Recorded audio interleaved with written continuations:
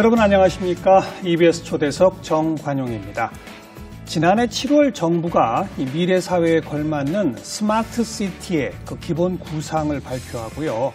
이 세종시, 부산시를 국가 시범단지로 정해서 지금 밑그림을 그려가고 있다고 합니다.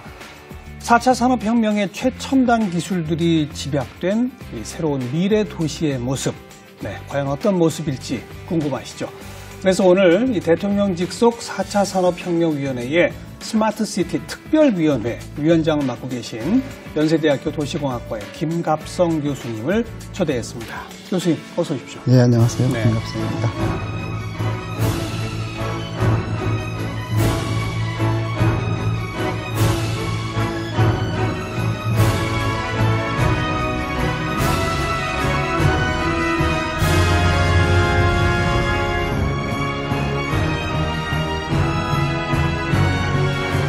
스마트 시티, 우리말로 똑똑한 도시. 네. 그죠? 근데 그게 뭐예요? 네, 이미 도시는 다 똑똑하다고 볼 수 있고요. 근데 이제 그 새로운 것들을 좀 해보려고 하는 것이 이제 그 사람들이 도시에 많이 살지 않습니까? 지금은 전체 세계적으로 한 49%가 도시에 살고 있다고 하는데 우리는 절반이 훌쩍 넘죠. 그렇죠. 저희는 90몇 %가 도시에 살고 있고요. 90몇 %입니까? 네. 예. 세계적인 그런 거고 앞으로 2045년이 되면 한 75%가 도시에 살게 된다고 합니다. 그래서 이제 4차 산업혁명이라고 하는 그런 새로운 기술들을 우리가 하려고 하는데 그거를 사람이 살고 있는 도시에다가 한번 투영을 해보자. 거기서 좀 일자리를 만들어보자는 차원에서 스마트 도시라는 걸 이제 국가 아젠다로 삼게 되었고요. 저희가 우리가 얘기하는 스마트 도시라고 하는 것은 ICT라든가 IoT 같은 새로운 기술들, 융합 기술들이 도시에 투영됨으로 인해서 도시의 문제를 좀 해결해보고 또 시민의 행복한 삶을 추구하는 그런 지속 가능한 도시를 만들어보자. 이런 게 목표라고 보실 수 있겠습니다. 어렵습니다. 어려울까요? ICT, IoT를 접목한 새로운 도시. 그러니까 조금 구체적으로 뭐가 어떻게 달라지는 거니까 예를 들자면? 예를 들어서 자동차 같은 경우에 이제 지금은 저희가 운전을 하면서 하루에 1시간 반 이 정도를 출퇴근을 하는데 쓴다고 합니다. 근데 자율주행차가 되면 이제 그런 게 이제 5G 환경에서 이제 되겠죠. 그렇게 되면 그런 운전하는 시간이 굉장히 줄고 그 시간에 저희가 다른 일들을 하면서 일자리에 갈 수도 있겠고 그런 것들이 하나 있을 수가 있겠고요. 또 에너지 같은 경우에는 지금은 에너지를 이제 전기나 원전이라든가 화력 발전 이런 데서 이제 생산을 하지 않습니까? 많은 리소스가 필요하고 또 여기서 환경오염도 많이 발생하고 그러는데 이것은 이제 스마트 그리드라는 개념을 가지고 좀 몇 개의 단지 내에서 스마트 뭐요? 스마트 그리드. 또는 마이크로 그리드, 그리드 GRID에서 무슨 뜻이죠? 그리드가? 그리드는 격자 이런 얘기도 격자라는 뜻인데 영어로는요. 근데 그리드라고 해서 그 안에서 집하고 자동차도 될 수 있고 건물도 될 수 있고 이런 데가 각각 그 에너지를 생산해서 서로 필요한 만큼 나눠 쓰는 그런 개념입니다. 그러니까 원전이나 이런 큰 그 발전기가 필요 없이 우리가 사용하고 있는 집이나 건물에다가 태양광 패널을 직접 설치하거나 풍력을 이용해서 직접 에너지를 생산하고 남는 거는 옆집에 주고 또는 자동차에 주고 그런 것들을 해볼 수 있는 공간이 되는 거죠. 발전소가 필요 없는? 네, 발전소가 필요 없습니다. 조그만 마을 단위에서 마을 자체 전기를 생산하고 그걸 서로 연결해가지고 서로 거래하고 이런 또 이제 전기 자동차가 보편화되면 휘발유 이런 것도 필요 없을 것이고 게다가 거기에 자율주행차면 전기도 자체 생산하고 또 필요하면 집집마다 차가 없어도 되겠네요. 그렇죠. 그래서 이제 공유형 자동차라고 얘기하는 것이 공유형 자동차. 그런 거죠. 그러니까 카시어링 같은 시스템을 도입해서 굳이 내가 차를 갖고 있지 않아도 내가 필요할 때 차를 이용하다는 개념입니다. 그래서 지금 전체 세계적으로 보면 한 96%가 주차장에 있다고 합니다. 차가? 4%만 돌아다니는데 이렇게 막히는 건데 그런 차가 필요가 없는 거죠. 그러면 이제 그 주차 공간을 우리가 다른 데로 활용할 수도 있고 우리 서울 같은 데 이제 강북이나 이런 데는 주차 공간이 없어서 굉장히 복잡하잖아요, 도로가. 근데 그런 차들이 다 없다고 생각하면 굉장히 쾌적한 공간이 될 수 있겠죠. 그리고 주차 공간을 활용하면 거기서 태양광 발전해도 되겠네요. 그렇게 할 수도 있겠습니다. 그렇겠죠. 우리가 이 최첨단 무슨 공상 과학 영화에 보면 미래 도시들 막 나오잖아요. 그 날아가는 도시들. 네. 막 날아다니기도 하고 네, 또 네. 공중 위에 도시가 있기도 네, 하고 막 예. 이 그런 거하고는 좀 거리가 있는 거죠. 네, 그런 거는 아니고요. 이게 뭐 그 만화에 나오는 아주 그런 게 아니라 우리가 지금 살고 있는 도시를 어떻게 하면 좀 시스템을 최적화하느냐 하는 겁니다. 그래서 조금씩 변화시켜서. 네. 그러니까 비용을 굉장히 많이 들여서 하는 게 아니라 지금 원래 하는 것들의 투자비를 조금 다른 스마트한 기술, ICT나 이런 거를 사용해서 조금 더 최적화하고 효율을 높여보자 하는 게 스마트 도시가 추구하는 바입니다. 네. 이미 우리가 살고 있는 도시에도 그런 기능들이 많이 도입돼 있죠. 그렇죠. 서울 같은 경우에는 이제 보통 대중교통 시스템이 이제 잘 돼 있고요. 뭐 우리나라 전체가 마찬가지겠지만 처음에 카드로 이제 지하철, 뭐 우리 버스, 택시 다 같이 사용하고 환승할 수 있는 시스템. 맞아요. 이런 건 뭐 세계적으로 뭐 저희 나라가 우리나라가 굉장히 큰 앞서 있다고 볼 수가 있겠고요. 요즘은 저 집에서 출발하기 전에 어플리케이션 딱 눌러보면 내가 가야 할 그 버스 정류장에 그 내가 탈 버스가 몇 분 있다 도착할지 심지어는 거기 빈 좌석이 몇 개 있는지 이런 거 확인하고 갈 수 있잖아요. 이거 몇 년 전에는 꿈도 못 꾸던 거 아닙니까? 그렇죠. 그런 거야말로 스마트한 기능 아닌가요? 네, 그런 게 스마트하다고 볼 수 있죠. 요새 뭐 미세먼지 같은 문제도 많이 생기는데 이런 것도 이제 얼마나 그게 많은 건지 아니면 괜찮은 건지 같은 것도 이제 센서나 이런 걸로 검지를 하고 또 거기에 대한 대처 방안도 세울 수 있고 그런 것들이 돼야 되겠죠. 네. 혹시 뭐 전 세계적으로 가장 뭐 선진적이고 진보화된 모범적인 스마트 시티의 사례 이런 게 있나요? 그런 거를 찾아보면 보통 이제 북유럽에서 많이 나옵니다. 근데 북유럽도 우리는 이제 도시재생과 스마트 도시 이거 다 별도로 이렇게 사업을 하잖아요. 근데 거기 이제 그쪽에 보면 자기가 살고 있는 마을에 시민들이 어떤 서비스가 필요한지를 아이디어를 내고 같이 협의하면서 하는데 그 솔루션 중에 스마트한 기술이 될 수 있는가 그런 걸 이제 검토해서 집어넣는 거죠. 그래서 도시재생과 스마트 도시 뭐 이게 같은 프로젝트로 갑니다. 그래서 예컨대 북유럽의 어떤 뭐 소도시라도 뭘 구현하고 있나요? 최근에 영국에 방문했는데 거기에 하나 사례로 해주는 게 헬로시티라는 그런 프로그램이 있었어요. 그게 뭐냐면 이제 동네에 있는 뭐 우체통이나 아니면 그 가로수 이런 데 이렇게 번호가 적혀 있더라고요. 그거를 외부로 이제 들어가서 협석을 하면 거기에 같이 나무하고 대화를 하는 겁니다. 실제적으로 대화하는 건 아니고 텍스팅해서 이제 문자로 대화를 하는데. 나무하고요? 네. 근데 나무가 우리 생각에는 이제 사람이 이제 찍어주는 것 같은데 그게 아니라 AI가 해준다고 합니다. 인공지능이. 그래서 이 사람이 전에 언제 접속을 했는지 다 알고 내 코드로 다 아는 거죠. 그래서 물어보는 게 뭐 기분이 어떠냐 뭐 이런 것도 물어보기도 하고.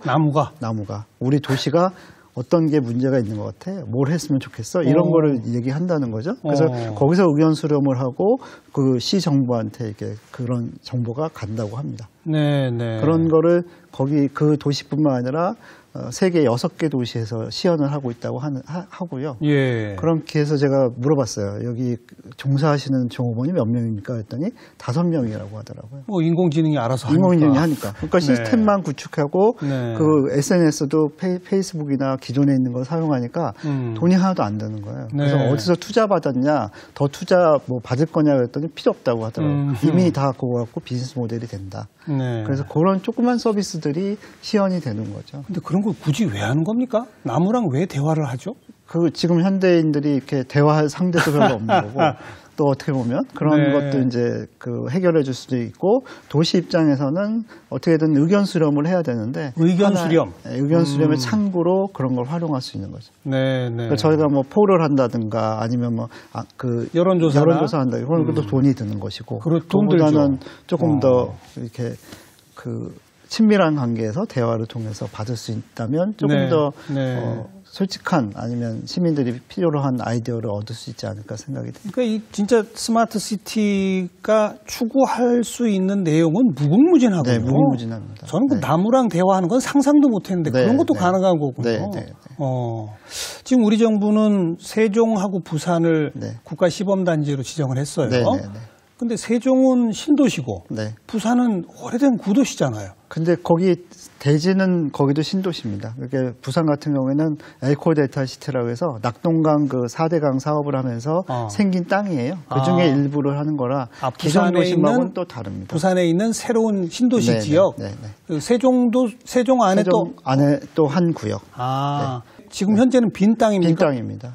그걸 하게 된 동기는 이제 기존 도시에다가 그런 모델을 해야 되는데 지금 이제 스마트 도시에서 가장 중요한 게 시민들이 생성하는 데이터를 모집하고 수집하고 또 이거를 분석해서 새로운 서비스를 만들고 네. 기술을 만들어야 되는데 기존의 도시에서는 뭐 데이터 하라 보면 개인정보 문제도 있고 뭐 많은 문제들이 있잖아요. 그렇죠. 다 억울해 못하니까 아무도 없는 곳에다가 만들어서 거기에 있는 이제 시민들이 찬성하는 사람이 들어가서 거기서 실험을 해보자라는 아이디어를 가졌고 그러니까 지금 구축하게 될 그 세종과 부산의 스마트 신도시라고 합시다. 네네. 거기에는 난 거기에 들어가 살겠어요. 네네. 하는 사람은 나의 개인정보를 활용해도 좋습니다. 그렇죠. 어느 정도는. 근데 그것도 뭐 비식별 자료여야 되겠죠. 그래서 뭐 굉장히 프라이버시한 뭐 그런 것까지 원하는 건 아니고 이제 이거를 산업화할 수 있는 그런 데이터를 원하는 거죠. 그래서요. 지금 거기 밑그림을 그려가고 있는 거죠. 네, 한 2번 정도 마스터 플랜에 대해서 발표를 했고요. 그러니까 어떤 걸 하려고 하는 겁니까?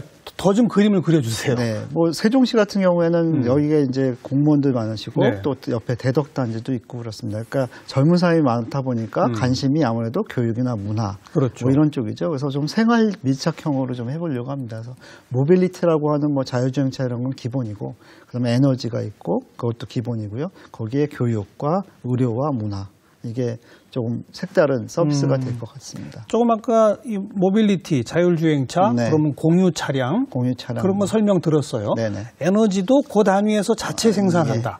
서로 나눠 쓴다. 네네네. 교육은, 문화는, 의료는 어떻게 달라지는 거죠? 교육부터요. 네, 교육 같은 경우는 우리 뭐 학생들이 매일 이제 그 학교에 가서 배우잖아요. 근데 뭐 주입식으로 보통 보니까 그게 아니라 국제적인 바칼레리아 뭐 그런 시스템을 도입해서 토론 위주의 수업이라든가 현장 학습 같은 걸 좀 강조하려고 하고요.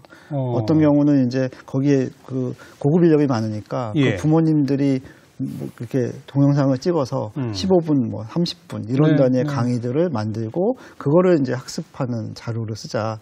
선생님은 좀 가이드만 좀 해주시고 그래서 아이들이 모여서 토론하는 그런 위주의 수업을 좀 해보자. 그런 게 큰 하나이고요. 그리고 근데 지금 말씀하신 그런 교육은 사실 굳이 그런 스마트 신도시 아니라 일반 학교에도 적용할 수 있는 거 아니에요? 할 수 있는데 잘 안 되죠. 거기는 이제. 근데 여기는 아예 처음부터 학교를 지을 때부터 그런 설계를 가지고 한번 해보자. 그렇죠. 그러니까 지금 뭐 학교의 공간 같은 경우도 어느 분 얘기는 뭐 교도소보다도 못하다고 막 이런 얘기도 하고 그러는데 공간이요. 근데 지금은 이렇게 창조적인 그런 토론할 수 있는 교실의 범위나 이런 게 안 되잖아요. 그러니까 처음부터 건축 설계부터 시작해서 자연스럽게 나올 수 있는 그런 공간을 좀 계획을 해보려고 하는 거죠. 미래형 학교. 네, 미래형 학교. 근데 그것도 역시 첨단 기술이 녹아 들어있는. 그렇죠. 수업을 이제 그런 기자재 같은 거 하기도 하고 또 아직까지는 뭐 그냥 논의 중인데 만약에 AI를 이용해서 한다 그러면 학생의 맞춤형 공부를 할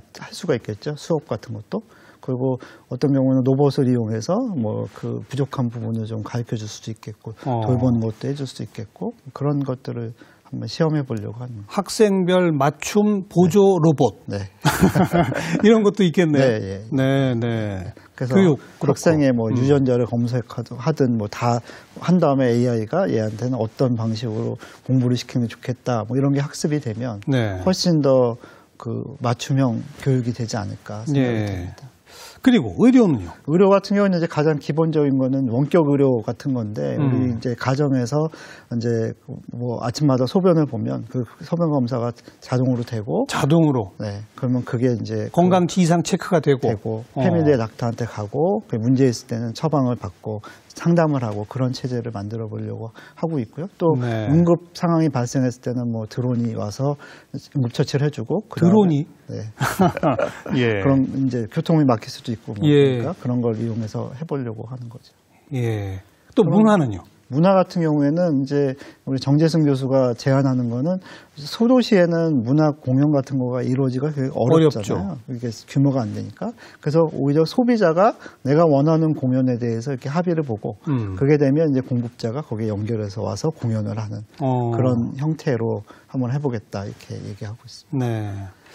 그 세종에는 여의도 한 3분의 2 면적에 몇 세대 몇 명 정도가 살게 되나요? 거기가 많이 들어가면 한 25,000명 정도 될 것 같습니다. 25,000명. 네. 대체로 아파트가 지어집니까? 어떻게 됩니까? 아파트도 있고 뭐 단독도 있고 그건 다 섞어 있고 있어야 되겠죠. 네. 다양한 것이 돼야 될 것 같고요. 25,000이면 기존에 있던 신도시보다는 더 좀 작은 단위예요. 네, 그렇게 크지는 않습니다. 네. 계획 인구가.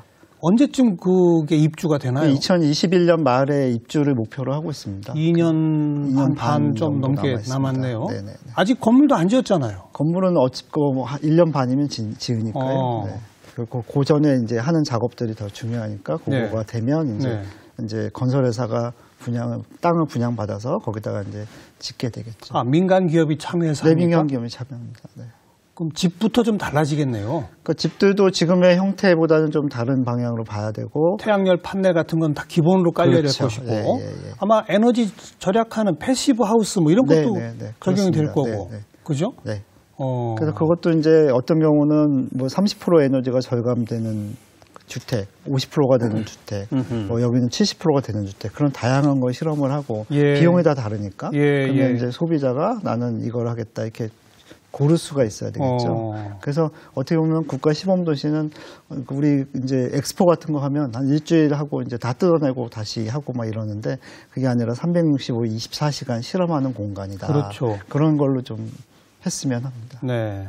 부산도 부산 세종과 비슷합니까? 아니면 좀 특화된 게 있습니까? 거기는 좀 특화된 게 이제 수자원공사가 거기는 시행사예요. 그러다 보니까 이제 물과 관련된 것들 그리고 우리 뭐 사는데 물이 굉장히 중요하잖아요. 먹는 물도 우리 수돗물 못 먹고 하는데 그런 물과 관련된 기술을 좀 집어넣고 낙동강 하변이니까 그래서 자연환경과 기술과 사람이 함께하는 그런 도시로 얘기를 하고 있고요. 최근에는 거기다 로봇을 좀 특화해보겠다. 그래서 길거리에 안내하는 로봇이라든가 집에 이제 할아버지 할머니도 도와드리는 돌봄 로봇이라든가 아까 아이들 케어하는 그런 로봇 뭐 이런 것들에서 좀 장애자나 아니면 그 나이 드신 분들 이런 분들이 좀 편안하게 살 수 있는 공간을 만들어 보겠다 얘기하고 있고요. 특히 세종, 그 부산 같은 경우에는 주변에 산업단지들이 많잖아요. 그렇죠. 근데 거기가 지금 전통 산업들이 대부분 차지하고 있어서 이 산업이 굴뚝산업 4차 산업으로 바뀌어야 되는 거잖아요. 그거를 이제 여기서 해보자. 그래서 이제 그 부산의 에코델타 시티 안에는 R&D나 이런 게 많이 들어가서 거기서 파급되는 산업들이 주변의 산업단지의 구조를 좀 변경해서 영향을 미치도록 일자리를 바꿔보자. 그게 큰 목표입니다. 네. 물 말씀하시니까 이제 일부러 처음부터 도시 설계부터 잘하면 모든 물을 재활용할 수 있는 뭐 이런 건 가능하겠네요. 빗물도 다 받아서 이렇게 활용하고 하나도 버리지 않고 쓸 수 있게. 그런 걸 추구하고 있습니다. 그래서 그런 게 이제 수자원공사 중심으로 해서 그런 게 실험이 되면 뭐 동남아시아나 아프리카나 다 물이 굉장히 문제잖아요. 그런데 그런 도시에 이제 적용이 될 수 있다. 그러면 이제 우리의 모델을 그쪽으로 협력해서 새로운 사업을 시장을 확장시킬 수 있다 그런 거죠. 일종의 기술과 산업을 수출하는 그것도 가능해지지 않겠습니까? 이런 데 들어가 살려면 어떻게 해야 합니까? 저 같은 사람 들어가 살 수 있나요? 그럼요. 근데 가장 기본적인 거는 이제 그 실험을 당하는 입장이니까 거기서 사용하는 거에 대한 데이터나 뭐 이런 것들을 내가 기꺼이 줄 의사가 있다라는 거가 돼야 될 것 같고요. 반대로 저희가 또 블록체인이나 이런 방식을 써서 어느 기업이나 누가 내 데이터를 썼는지를 좀 트레이스를 하고 거기에 대한 반대급부도 받게 하려고 합니다. 그래서 우리 노래방 가서 노래 부르면 이제 작곡가한테 가고 다 가잖아요. 저작권료가 그것처럼 내 데이터를 사용해서 어느 기업이 돈을 얼마 벌었다. 그러면 그거를 이제 모델화해서 뭐 10원이 됐든 1원이 됐든 그거를 받고 그게 모이면 이제 거기에 생활비 같은 걸로 쓸 수 있게 그런 걸 해보려고 합니다. 그래서 어떻게 보면 새로운 거에 도전할 수 있는 분들. 그래서 뭐 지금도 많은 이제 새로운 산업들이 있고 또 그 서비스가 변하고 있는데 바뀌는 거를 싫어하시는 분들은 어려울 것 같고 내가 한번 이런 걸 해서 진짜 미래의 인류가 이렇게 바뀔 건데 여기 한번 내가 실험 그 대상이 돼보겠다 하시는 분들이 들어와서 사셔야 되겠죠. 당장은 뭐 우리 집에 내 차 주차장 이런 거 이제 없어지잖아요. 그렇죠. 네. 그런 거를 내가 능히 그렇죠. 감내하겠다. 네네. 그러니까 조금 불편하더라도, 그러니까 2021년 되면 사실은 다른 나라도 다 5G 되고 자율주행차 할 거거든요. 그래서 그때는 상관이 없을 것 같아요. 지금 생각에는 이게 될까, 이게 네. 섞여 있는데 될까라고 하는데 고도시는 가능할 것 같고, 다만 문제는 이제 다른 데로 이동할 때 수단이 있잖아요. 그래서 우리는 아무래도 마이카 뭐 이런 거가 굉장히 강하니까 네, 자기 네. 차를 갖고 집에서 가기를 원하실 것 같긴 해요. 그래서 그거는 좀 불편하더라도 좀 바깥에 공유 그 주차장에 자기 차는 파킹해 놓고 또 단지에 자기 차 개념도 의미가 없어지잖아요. 없어져야 되는데 이제 또 중간에 그것도 당장은 그게 어려우니까. 그렇죠. 있는 거 팔고 들어오라고 할 수도 없는 근데 요 거고. 조그만 소도시 안에는 그러면 따로 주차 공간 같은 거를 없앤다. 그게 이제 가급적 기본적인, 없앤다. 네. 그래서 외곽에다 차를 주차하고 네. 그 안에는 무슨 안에는 이제 자율주행 그 미니 버스 같은 걸로 움직일 수 자율주행 있게. 미니버스. 네. 이런 것들. 그래서 뭐 물건 같은 거 사갖고 와서 무겁다 무겁다. 그러면 이제 예. 그건 로봇이 이제 날라다 주고. 로봇이 날아다 주고. 네. 여기 가서 기꺼이 내가 실험 대상이 돼보고 싶다는 분들 많을 것 같은데요. 네, 그래서 한번 모집을 해보려고 합니다. 언제쯤 그 모집을 합니까? 지금 시스템을 만들고 있는데요. 지금 기존의 뭐 홈페이지 같은 걸 좀 벗어나서 이제 그 디지털 트윈이라고 해서 그 현실의 도시를 가상의 도시를 3D로 이렇게 구현하는 기술이 요즘 되고 있어요. 네, 네. 그래서 그거를 아예 만들어가지고 그 안에서 시민들의 의견을 좀 받아보려고 합니다. 내가 여기 살고 싶다. 내가 필요로 한 서비스는 이런 거다. 내가 도시에 살면서 불편했던 건 이런 거다를 제시를 하시면 그런 거에 대해서 이제 기술자나 아니면 네. 전문가들이 네. 그런 문제는 이런 기술 갖고 해결해 줄 수 있고 이 방법이 있다. 그런 토론이 일어나는 장을 만들어 보려고 하고 있는데 네. 그럴 때 이제 많은 분들이 참여를 하시고 참여해서 내가 아이디어를 많이 제공하면 거기에 이제 점수를 매겨서 포인트를 쌓는 식으로 해서 25,000명을 이렇게 모아볼까 하고 있습니다. 그러니까 당장은 4차 산업혁명위원회의 스마트 시티 특별위원회가 운영하는 어떤 이 사이트. 여기가 우리 뭐 특위가 하는 건 아니고 이제 거기 이제 시행자가 해야 되겠죠. 그러니까 세종시와 아직은 그 사이트도 안 만들어졌어요. 아직은 안 됐어요. 이게 예산을 잡는 게 어렵더라고요. 예. 올해 말쯤이나 완성이 될 것 같습니다. 그러면 이제 부지런히 그 안에 들어가서 참여하고 네. 체험해보고 그렇죠. 의견 내고 네. 이렇게 해야 이제 입주 자격이 포인트가 쌓인다. 네네. 이런 뭐 완벽하게 새롭게 이제 만드는 두 개의 국가 시범단지인데 네.